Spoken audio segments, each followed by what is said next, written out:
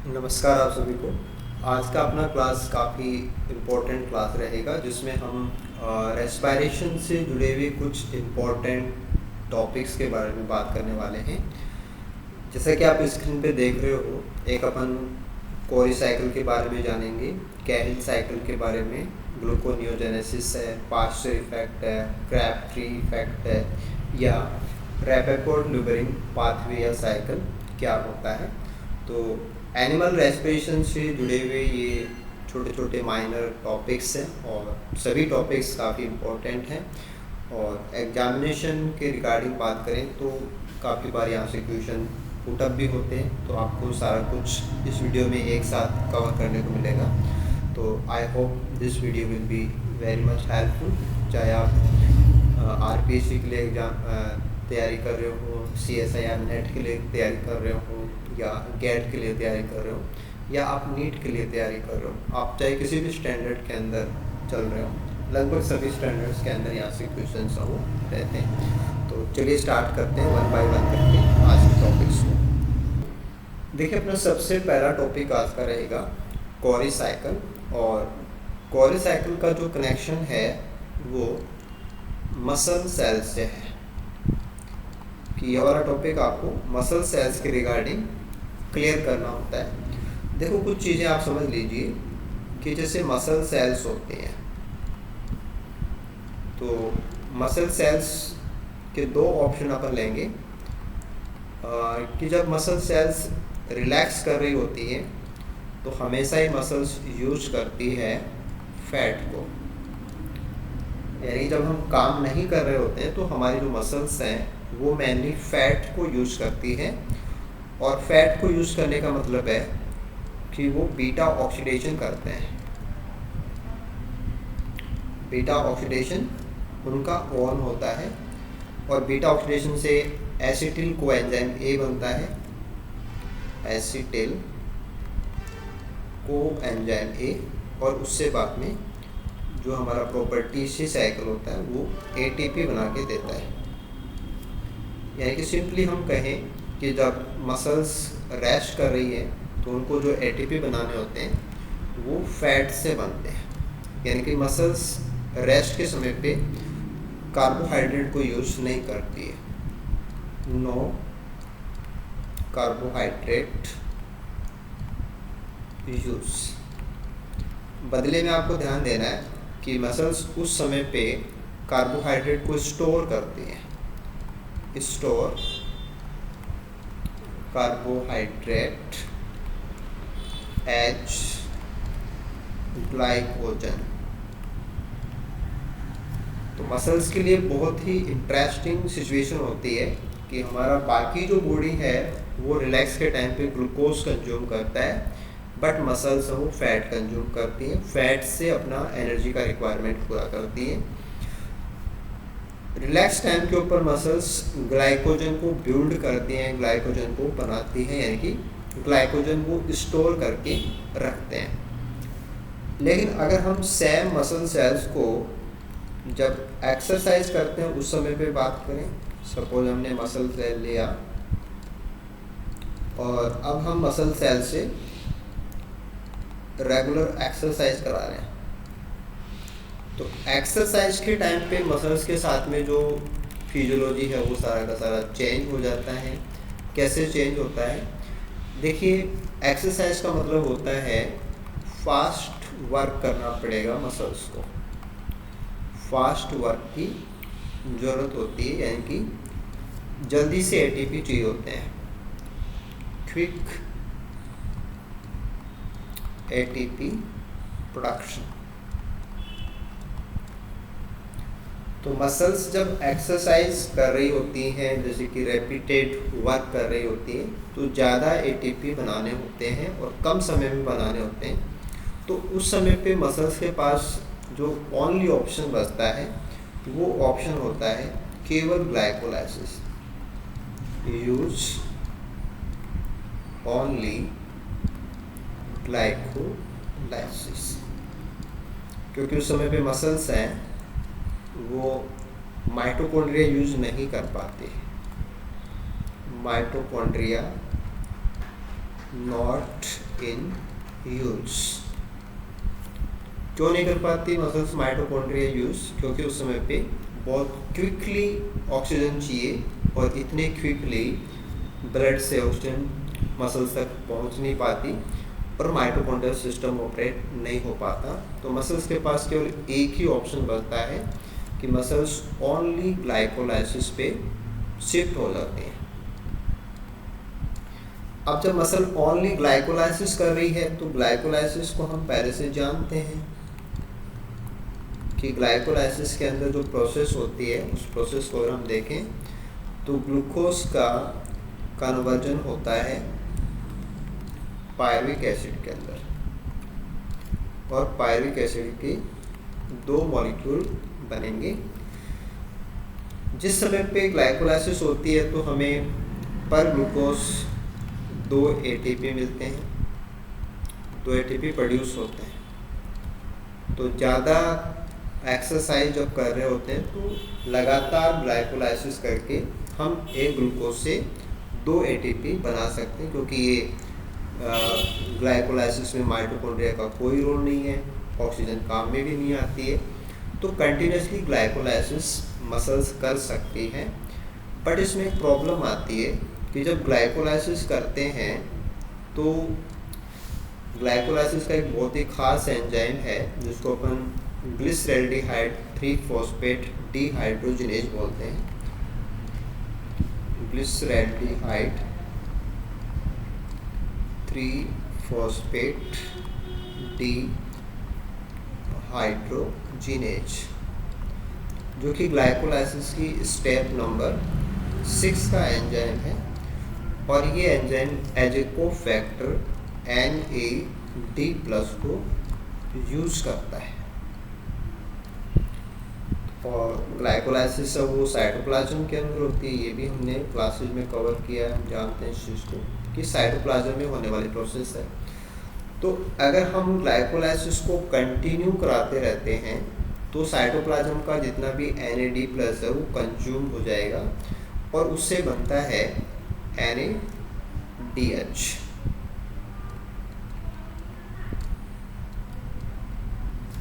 अब ये NADH जब तक हम माइटोकॉन्ड्रिया यूज नहीं करते, ETS काम में नहीं लेते, तब तक वापस से NAD+ बनता नहीं है। यानी कि हम ग्लाइकोलाइसिस को कंटिन्यू करा सकते हैं लेकिन हमें कंटिन्यूस NAD+ चाहिए, और कंटिन्यूस NAD+ हमें कब मिलते हैं? जब हम वापस NADH को NAD+ में कन्वर्ट करते हैं तो हमें इलेक्ट्रॉन ट्रांसपोर्ट सिस्टम यूज करना पड़ता है। लेकिन मसल्स तो एक्सरसाइज का ड्यूरेशन है तो माइटोकॉन्ड्रिया तो काम ही नहीं कर रहा, ETS तो बंद रहता है, तो NADH नहीं बन सकते। तो ये एक सबसे बड़ा प्रॉब्लम आता है कि मसल्स हैं जब एक्सरसाइज कर रहे होते हैं तो ग्लाइकोलाइसिस से एक बार के लिए तो खूब सारा पायरुविक एसिड वो बना सकते हैं, लेकिन बाद में NAD+ जो है उसकी अमाउंट ख़त्म हो जाएगी, 0। तो जैसे ही NAD+ सारे NADH में कन्वर्ट हो जाएंगे, अब मसल और ग्लाइकोलाइसिस नहीं कर पाती। तो फिर इसका कोई सॉल्यूशन होना चाहिए, और वो जो सॉल्यूशन है उस सॉल्यूशन के अंदर हम देखेंगे कि जो पायरुविक एसिड बना है, ये पायरुविक एसिड कन्वर्ट होता है लैक्टेट के अंदर, यानी कि उससे लैक्टिक एसिड बनेगा। और इस प्रोसेस के अंदर जो NADH है ये वापस NAD+ में ऑक्सीडाइज हो जाता है, और ऐसा होते ही ये काम आ जाएगा रीयूज इन ग्लाइकोलाइसिस, रीयूज इन ग्लाइकोलाइसिस। तो जब तक NAD+ वापस नहीं बनता ग्लाइकोलाइसिस को नहीं करा सकते थे, लेकिन पायरुविक एसिड का लैक्टिक एसिड में जो कन्वर्जन है वो मसल्स के लिए एक वरदान बन जाएगा, और अब मसल्स हैं वो काफ़ी सारा लैक्टेट बना सकती हैं, क्योंकि ग्लूकोज से लगातार पायरुविक एसिड बनेगा और लगातार NAD+ है ये काम में आता रहेगा क्योंकि ये रीयूज हो जाएगा। तो ग्लाइकोलाइसिस को अब कोई प्रॉब्लम नहीं है। मसल्स के पास कार्बोहाइड्रेट होना चाहिए, मसल्स के पास खुद का ग्लाइकोजन होता है, वो उसको काम में ले सकती है। तो मसल्स रिपीटेडली इसको यूज़ करती रहती हैं और लैक्टेट जमा हो जाता है, लैक्टेट इकट्ठा हो जाएगा, एक्यूमुलेट। और ये जो एंजाइम जो कि पायरुविक एसिड को लैक्टेट में कन्वर्ट करता है उसको हम बोलते हैं lactate dehydrogenase, lactate dehydrogenase enzyme. तो लैक्टेट डिहाइड्रोजिनेज एंजाइम की प्रेजेंस के अंदर ग्लाइकोलाइसिस में बनने वाला पायरुविक एसिड लैक्टेट के अंदर इकट्ठा होता रहता है। और कहाँ इकट्ठा होता रहता है? इन मसल्स, एक्यूमुलेट इन मसल्स। इसलिए हम लैक्टेट को एंड प्रोडक्ट भी बोलते हैं कि डेड प्रोडक्ट, एंड डेड बोलते हैं, डेड प्रोडक्ट।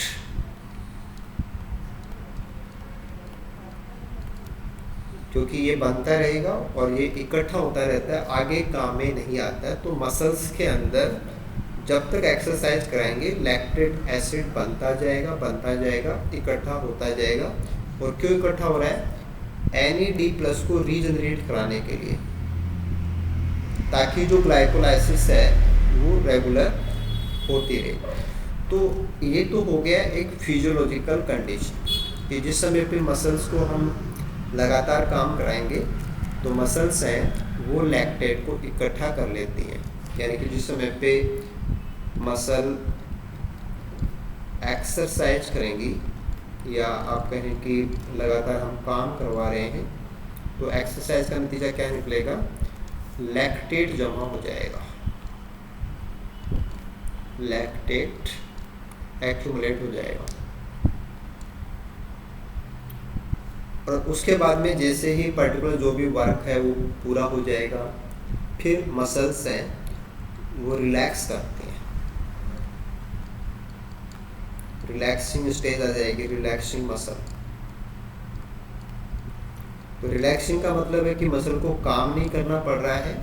अब मसल धीरे धीरे क्या करता है कि लैक्टिक एसिड को यहाँ से निकाला जाता है। यानी कि रिलैक्सिंग मसल्स में हम लेंगे कि लैक्टेट आउट, और कहाँ जाएगा? टू लीवर और बाय ब्लड। और फिर अगला जो रोल आता है वो लीवर का आता है कि जो लीवर सेल्स होती हैं उनका मेन काम क्या होता है कि वो लैक्टेट को कन्वर्ट करती हैं। लैक्टेट कन्वर्ट होता है पायरुविक एसिड के अंदर।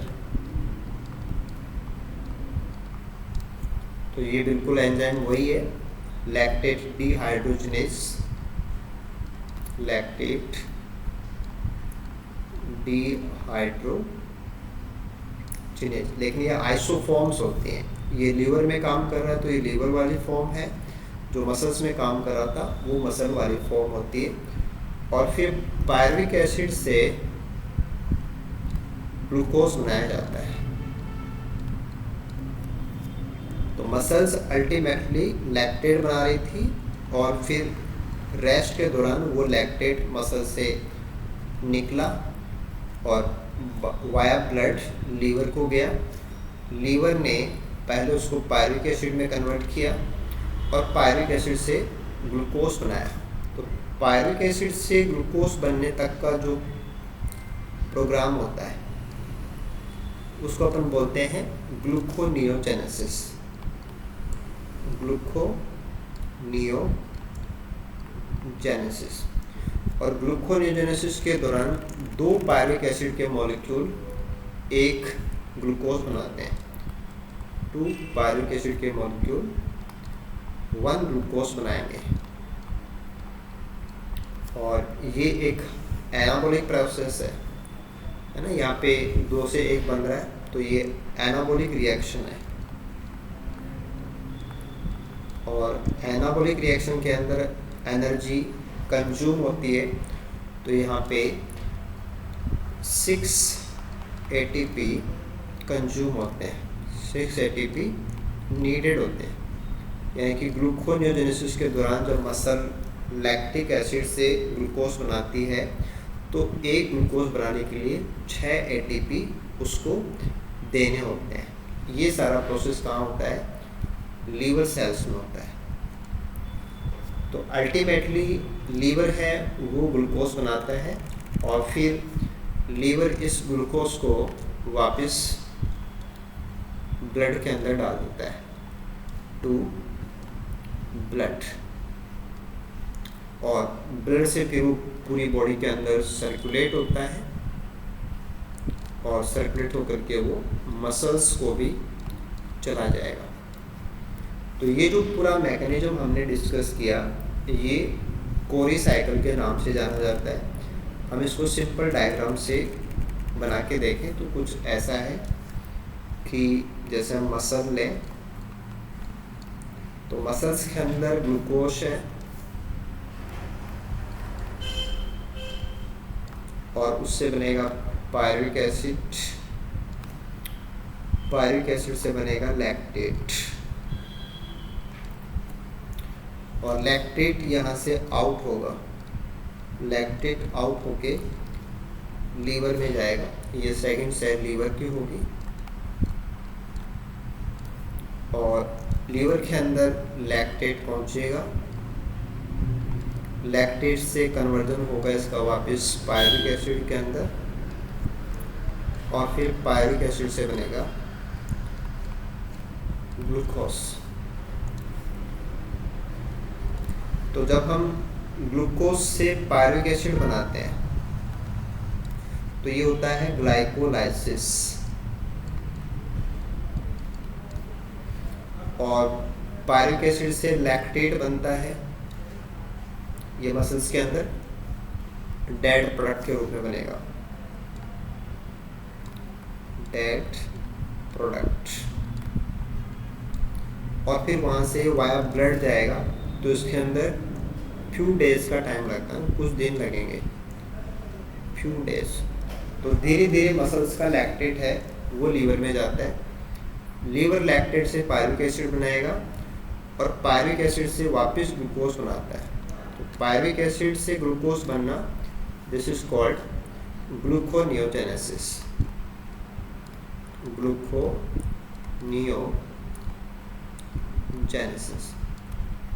तो ग्लूकोनियोजेनेसिस लीवर के अंदर कंप्लीट होती है, और फाइनली जो लीवर है वो वापस ग्लूकोज बना देता है, और इस दौरान 6 ATP कंज्यूम होते हैं, 6 ATP पर ग्लूकोज नीडेड होते हैं। अगर हम ग्लूकोज से पायरुविक एसिड बनाते हैं तो यहाँ पे 2 ATP पर ग्लूकोज प्रोड्यूस होते हैं। यानी कि मसल एक बार थोड़ा महंगा ज़रूर है, लेकिन लगातार ग्लाइकोलाइसिस करा सकती है, लैक्टेट जमा करना पड़ेगा, फिर जब रेस्टिंग टाइम आएगा तो लैक्टेट बाहर जाएगा, और फिर लीवर का काम आता है कि लीवर उसको फाइनली ग्लूकोज में कन्वर्ट कर देता है, और ग्लूकोज से बाद में ये जो लीवर से जो ग्लूकोज है वो पूरी बॉडी के अंदर शेयर हो जाता है, शेयर विथ बॉडी, जिसमें मसल भी आ जाएगा। तो हमारा जो कोरी साइकिल है, उस कोरी साइकिल के अंदर मसल और लीवर का रोल होता है। मसल्स अपनी एक्सरसाइज के दौरान, ड्यूरिंग एक्सरसाइज,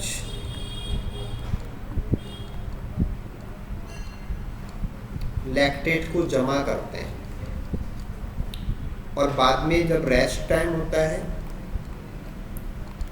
तो रेस्ट टाइम के दौरान लीवर वापस उससे ग्लूकोज बनाता है। यानी कि 2 टिश्यूज हैं, मसल एंड लीवर, दो टाइमिंग है, रेगुलर वर्क एंड रेस्ट। तो मसल का पार्ट रेगुलर वर्क का है, वो लैक्टेट जमा करता है, डेड प्रोडक्ट है। और फिर लीवर का काम है ग्लूकोनियोजेनेसिस से वापस बनाता है, this is called Cori cycle. तो मसल्स के रेगुलर वर्क करने के लिए कोरी साइकिल एक ग्लाइकोलाइसिस से एनर्जी प्रोवाइड करने का सिस्टम है, जिसमें लैक्टेट मसल को इकट्ठा करना पड़ता है। बाद में ये लैक्टेट लीवर के द्वारा ग्लूकोज में कन्वर्ट कराया जाता है। देखिए इसके बाद में नेक्स्ट जो पार्ट है वो है कैहिल साइकिल, जिसको अपन ग्लूकोज एलानिन साइकिल के नाम से भी जानते हैं। और इस साइकिल का कनेक्शन भी मसल एंड लीवर से है, मसल एंड लीवर से। ये इससे पहले कोरी साइकिल की बात हुई थी, उसका कनेक्शन भी मसल और लीवर से ही है।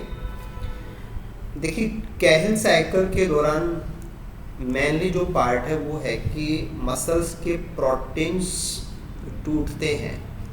जैसे मसल से हम रेगुलर वर्क कराएंगे तो पहले जो ग्लाइकोजन है वो टूटेगा, उसके बाद में प्रोटीन्स हैं वो टूटेंगे।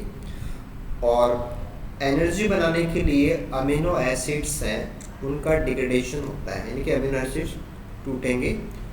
और अगर अमीनो एसिड टूटेंगे तो अमीनो ग्रुप रिलीज होगा। तो ये सबसे बड़ा पार्ट आता है कि कोरी साइकिल में तो हम ग्लूकोज से और लैक्टिक एसिड बनवाते हैं। कैहिल साइकिल के अंदर प्रोटीन टूटेंगे और उनसे NH2 जो अमीनो ग्रुप है वो रिलीज होता है। और जो अमीनो ग्रुप रिलीज होता है ये एक्चुअल में जो अल्फा कीटोग्लूट्रेट है उसके साथ में ऐड होता है, यानी कि अमीनो ग्रुप रिलीज होगा, नाइट्रोजन रिलीज हो रही है। और ये नाइट्रोजन तीसरे का जो इंटरमीडिएट होता है अल्फा कीटोग्लूट्रेट, उसके साथ में कनेक्ट होती है, उससे बनेगा ग्लूटामेट। और ग्लूटामेट का बाद में कन्वर्जन होता है वापस अल्फा कीटोग्लूट्रेट में। लेकिन मीनवाइल जो पायरुविक एसिड है वो पायरुविक एसिड कन्वर्ट होता है एलानिन के अंदर, क्योंकि जिस समय पे हम मसल्स के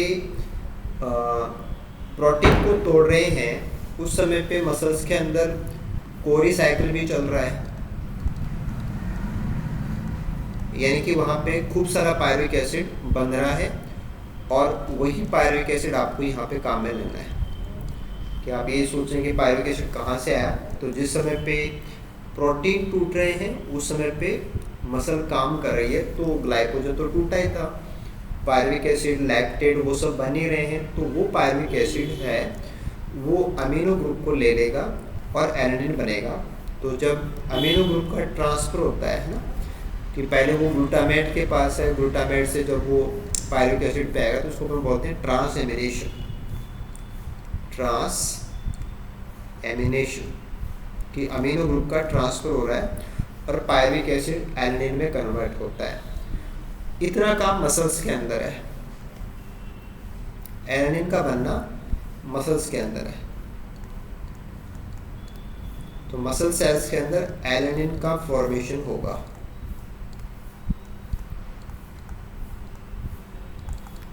अब इसके बाद में आगे का जो इसका पार्ट है उसमें लीवर का रोल आ जाएगा, कि लीवर के अंदर जो एलानिन है वो जाएगा। जैसे कोरी साइकिल में लैक्टेट जाता है, वैसे ही कैहिल साइकिल के अंदर एलानिन है वो मसल से लीवर को जाएगा वाया ब्लड। तो लीवर को आप यहाँ पे साइड में लिख सकते हैं। लीवर में क्या होगा, एलानिन ट्रांसपोर्ट किया जाएगा, एलानिन ट्रांसपोर्ट बाय ब्लड। तो कोरी साइकिल के अंदर लैक्टेट ट्रांसफर होता है और कैहिल साइकिल के अंदर एलानिन ट्रांसपोर्ट होता है। अब लीवर के अंदर वापस एलानिन का कन्वर्जन पायरुविक एसिड में हो जाएगा, तो एंजाइम वहाँ पे भी ट्रांसएमिनेज ही है, डीएमिनेशन प्रोसेस है, सॉरी। क्योंकि अमीनो ग्रुप यहाँ पे निकलता है, this is deamination process.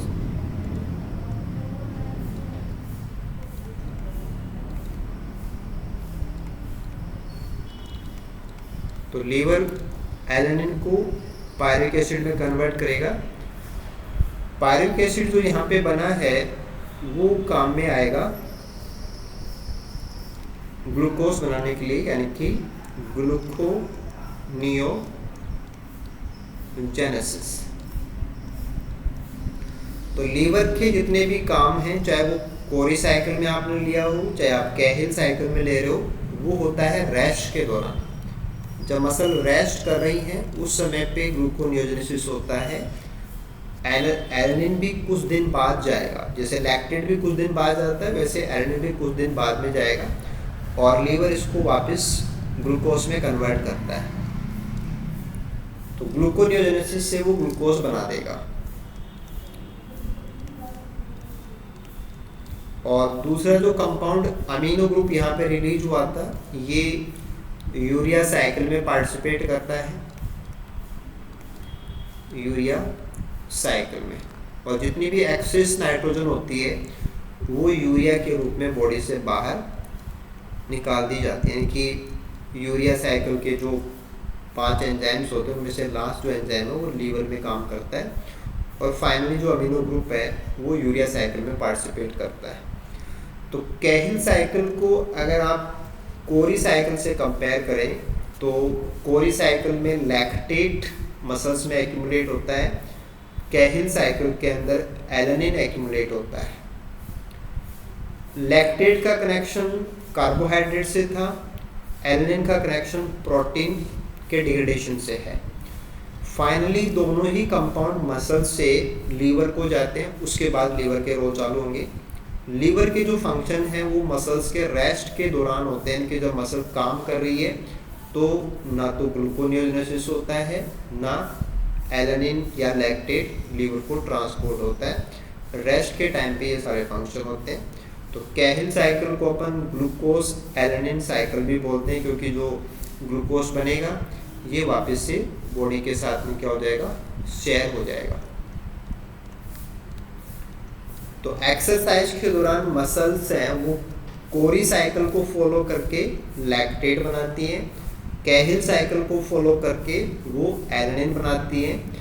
Actual में एलेनिन और लैक्टेट जो बनाया जा रहा है वो एनर्जी फ्यूल जो है कि कार्बोहाइड्रेट है, प्रोटीन जो है, अमीनो एसिड जो हम ले रहे हैं उनके इस्तेमाल से जुड़ा हुआ है। अल्टीमेटली जो हमारा कार्बन था वो जमा हो गया, चाहे वो लैक्टेट हो चाहे वो एलेनिन हो। इस नॉन कार्बोहाइड्रेट के रूप में जो कार्बन है उसको कार्बोहाइड्रेट में कन्वर्ट करना होता है, तो वो प्रोसेस ग्लूकोनियोजेनेसिस होती है। और ग्लूकोनियोजेनेसिस का जो वर्क है वो एक्चुअल में लीवर को करना होता है।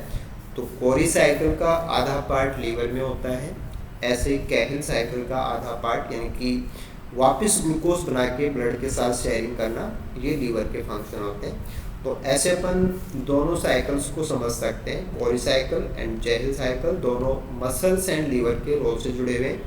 डेफिनेटली मसल्स को जब लगातार वर्क करना पड़ता है तो ये दोनों फंक्शन उससे कनेक्ट होते हैं। जब मसल रेस्ट कर रही है तो कोरी साइकिल भी बंद होता है, कैहिल साइकिल भी बंद होता है, प्रोटीन भी नहीं टूटते, कार्बोहाइड्रेट भी नहीं टूटते, मसल्स वो फैट को यूज़ करके एटीपी बना रही होती हैं। ऐसे अपन इन दोनों पाथवे को क्लियर कर सकते हैं। इसके बाद में नेक्स्ट टॉपिक अपन ऐड कर रहे हैं ग्लूकोनियोजेनेसिस। देखो ग्लूकोनियोजेनेसिस का मतलब है नॉन कार्बोहाइड्रेट्स से ग्लूकोज का बनाना। नॉन कार्बोहाइड्रेट का मतलब है कि जैसे अपन पायरुविक एसिड है, तो अगर हम पायरुविक एसिड से ग्लूकोज बनाएं तो ये ग्लूकोनियोजेनेसिस कहलाएगा।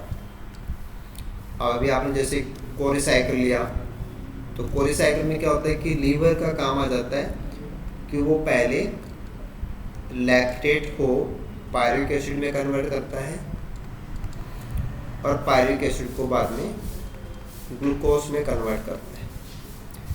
ऐसे हमने एक चेहल साइकिल लिया कि वहाँ पे वो एलेनिन को पायरुविक एसिड में कन्वर्ट करेगा और फिर पायरुविक एसिड से ग्लूकोज बनाएगा।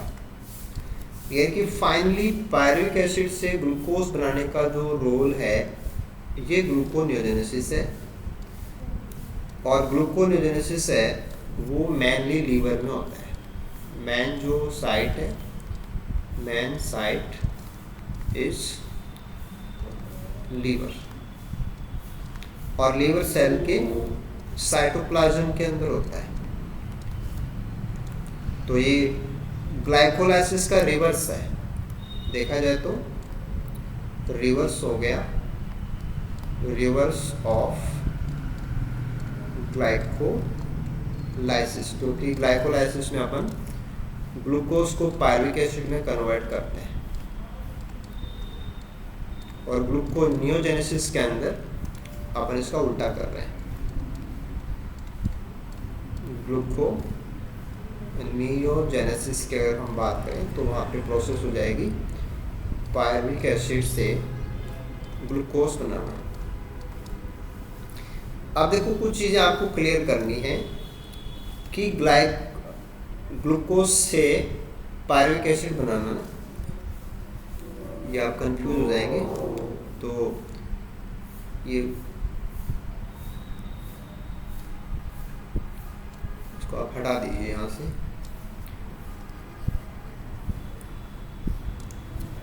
पाई लैंग्वेज और लिखने में थोड़ा सा ये अनचेंज हो गया है।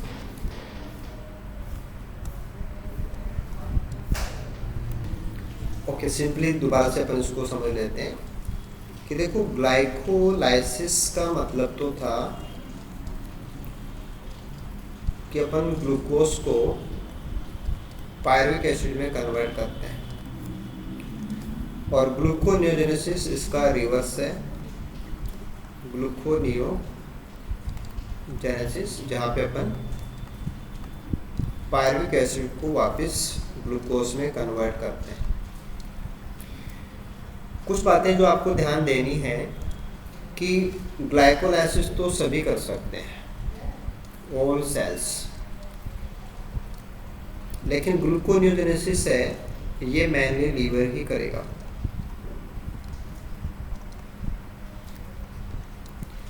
क्योंकि ग्लाइकोलाइसिस के अंदर अगर हम देखें तो ग्लाइकोलाइसिस की 3 स्टेप हैं।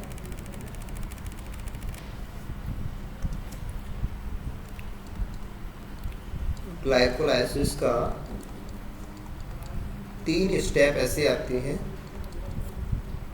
जो इरिवर्सिबल होती हैं। इसमें स्टेप नंबर फर्स्ट, जहाँ पे अपन ग्लूकोज को ग्लूकोज 6 फॉस्फेट में कन्वर्ट करते हैं, फिर स्टेप नंबर थर्ड, जहाँ पे हम फ्रक्टोज 6 फॉस्फेट को फ्रक्टोज 1,6 बिस फॉस्फेट में कन्वर्ट करते हैं, और एक हमारा स्टेप नंबर 10 आएगा जहाँ पे हम फॉस्फोइनॉल पायरुवेट को पायरुवेट में कन्वर्ट करते हैं। तो ग्लाइकोलाइसिस की 3 स्टेप ऐसे हैं जो इरिवर्सिबल हैं। तो अगर हम ग्लूकोनियोजेनेसिस कराना चाहें तो ग्लूकोनियोजेनेसिस कराने के लिए हमें step number first, step number third और आखिरी स्टेप को रिवर्स करने के ऑप्शन चाहिए। तो लीवर के अंदर पायरुविक एसिड जो है वो एक्चुअल में माइटोकॉन्ड्रिया में जाता है, यानी कि माइटोकॉन्ड्रियल सिस्टम को यूज करता है, और माइटोकॉन्ड्रियल सिस्टम को यूज करके ये कन्वर्ट होता है फॉस्फोइनॉल पायरुवेट के अंदर। तो डायरेक्टली पायरुविक एसिड है वो उसका पैप में कन्वर्जन नहीं हो सकता, बट माइटोकॉन्ड्रियल सिस्टम को यूज करके ये बनाया जा सकता है। फिर माइटोकॉन्ड्रियल सिस्टम से जैसे पैप बन जाएगा तो पैप का बाद में जो कन्वर्जन है वो हम ले सकते हैं फ्रक्टोज 1,6 बिस्फॉस्फेट तक, फ्रक्टोज 1,6 बिस्फॉस्फेट। लेकिन जैसे हम फ्रक्टोज 6 फॉस्फेट बनाएंगे, जैसे फ्रक्टोज 1,6 से फ्रक्टोज 6 फॉस्फेट बनाएं तो ये स्टेप इरिवर्सिबल स्टेप है।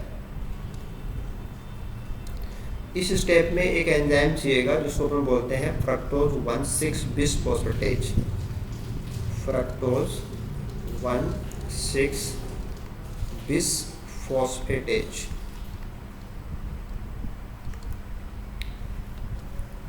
तो स्टेप नंबर 10 का सॉल्यूशन माइटोकॉन्ड्रियल सिस्टम करता है, स्टेप नंबर 3 का सॉल्यूशन फ्रक्टोज 1,6 बिस्फॉस्फेटेज करता है। ऐसे ही पहले स्टेप के अंदर जो रोल आएगा वो आएगा glucose 1 phosphatase, glucose 6 phosphatase, glucose 6 phosphatase.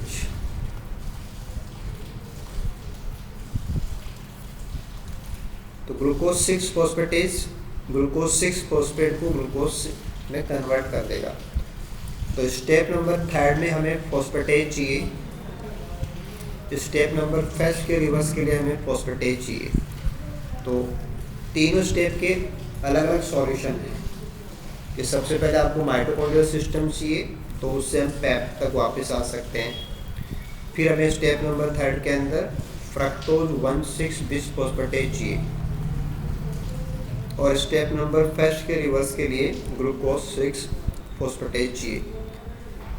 Ultimately क्या होता है कि लास्ट जो एंजाइम है, क्योंकि हम ग्लाइकोलाइसिस का रिवर्स करेंगे तो हम पायरुविक एसिड से ग्लूकोज की तरफ जाते हैं, तो ग्लूकोनियोजेनेसिस की जो लाइन है वो रिवर्स है। तो इसके अंदर लास्ट जो एंजाइम होगा वो होगा हमारा glucose 6 phosphatase, last enzyme.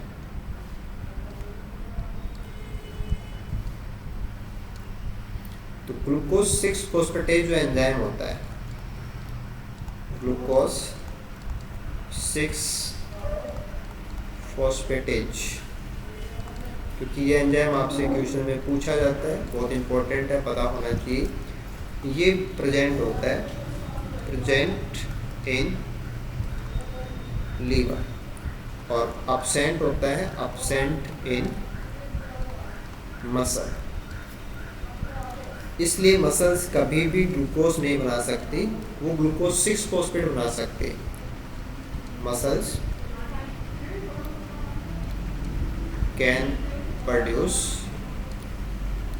Glucose 6 phosphate, लेकिन जो लीवर है वो बना सकता है, कैन प्रोड्यूस ग्लूकोज।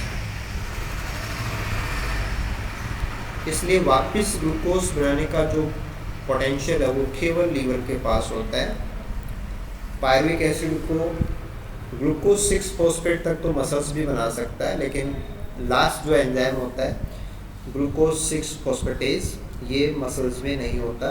इसलिए ग्लाइकोलाइसिस का कंप्लीट रिवर्स करके ग्लूकोनियोजेनेसिस के थ्रू वापस ग्लूकोज बनाना ये ओनली लीवर बना सकता है, बाकी हमारे टिश्यूज नहीं बना सकते। तो ऐसे हमने आज की इस क्लास के अंदर 3 चीज़ें डिस्कस की, दोबारा से इनको हम देख लेते हैं। एक तो हमने लिया था कि जो मसल्स हैं वो जब एक्सरसाइज करते हैं तो उनमें ग्लूकोज से लैक्टेट जमा हो जाता है, लैक्टेट एक्यूमुलेट हो जाएगा। एक दूसरा क्या होता है कि प्रोटीन्स हैं वो टूटते हैं, प्रोटीन्स का ब्रेकडाउन, और प्रोटीन के ब्रेकडाउन से अमीनो ग्रुप निकलेगा और वो अमीनो ग्रुप ग्लूकोज के साथ में, यानी कि जो पायरुविक एसिड है उसके साथ में कन्वर्ट होके ये एलानिन बनाता है, तो एलानिन इकट्ठा हो जाएगा। तो एलानिन जहाँ पे बनता है वो कैहिल साइकिल है, लैक्टेट जहाँ पे बनता है वो कोरी साइकिल है। तो लैक्टेट भी लीवर को जाएगा और एलानिन भी लीवर को जाएगा। लैक्टेट वाले केस के अंदर इसका कनेक्शन केवल ग्लूकोनियोजेनेसिस से होता है, ग्लूकोनियोजेनेसिस। कैहिल साइकिल में इसका जो कनेक्शन है वो ग्लूकोनियोजेनेसिस से भी होता है कि वहाँ पे वापस ग्लूकोज भी बनता है, प्लस यूरिया साइकिल से भी होता है। फिर एक्स्ट्रा नाइट्रोजन है वो यूरिया के रूप में बाहर भी निकाली जाती है। तो एक जो पाथवे है ये कोरी साइकिल था और ये कैहिल साइकिल था, और लीवर जो बना रहा है वो ग्लूकोनियोजेनेसिस है। और ग्लूकोनियोजेनेसिस करने के लिए उसके पास एक बहुत ही एंजाइम स्पेशल रह गया, वो है ग्लूकोज 6 फॉस्फेटेज। Glucose 6 phosphatase. तो ग्लूकोज 6 फॉस्फेटेज ग्लूकोनियोजेनेसिस का आखिरी एंजाइम है, लास्ट एंजाइम ऑफ ग्लूकोनियोजेनेसिस। वैसे ग्लाइकोलाइसिस के हिसाब से देखें तो पहले स्टेप का रिवर्स होता है। तो ऐसे हमने आज 3 टॉपिक इस वीडियो में क्लियर किए हैं, कोरी साइकिल, कैहिल साइकिल और ग्लूकोनियोजेनेसिस। तीनों ही टॉपिक काफ़ी इम्पोर्टेंट टॉपिक हैं।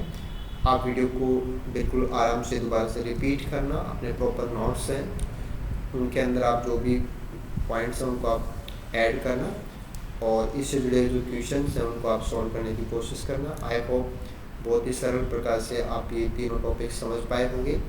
बाकी रेस्पिरेशन से जुड़े वीडियोस हमारे यूट्यूब चैनल के ऊपर अवेलेबल हैं, आप उनको भी रेगुलर यूज़ कीजिए और ज़्यादा से ज़्यादा वीडियोस को आप अपने फ्रेंड्स सर्कल में भी शेयर कीजिए ताकि मैक्सिमम स्टूडेंट्स इनसे लाभान्वित हो सके। Thank you so much, good luck आप सभी को।